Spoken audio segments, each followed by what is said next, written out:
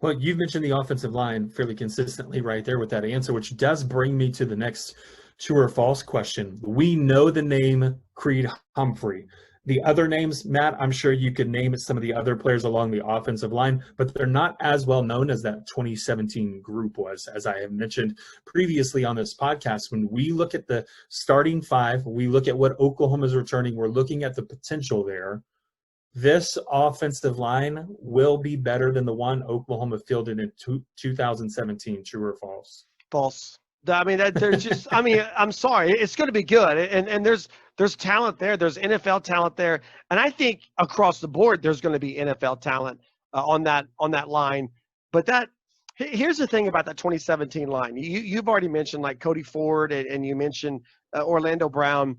And really, Cody Ford's best year was the year after 2018.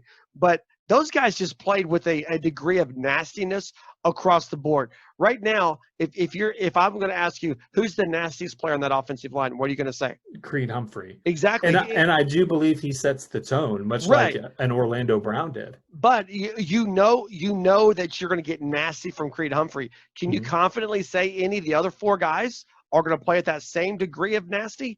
I can't at this point. I think they will, but you still have one position that's possibly up for grabs. That 2017, that unit was solid. So I think they're going to be good. I think there's a lot of potential there. I actually think 2021 could be even though I'm pretty confident we're going to lose Creed Humphrey, I do think 2021 could possibly be a step closer to 2017 than what 2020 is going to be. But that's not to say these guys are going to be slouches at all. Right. By any stretch of the imagination, you do have to look at across the board. There are names. I've been really high on Marquise Hayes. I know that there's a couple on the other side of the line that you've mentioned by name in the past. It is going to be a dominant offensive line that I do think exceeds expectations, much like they did last year, taking another step forward. It's very difficult to go ahead. Well, before you go to the next question, I'm going to say Marquise Hayes may be one of the most slept on guys in the conference at any position, because we talked about the nasty that Creed Humphrey has.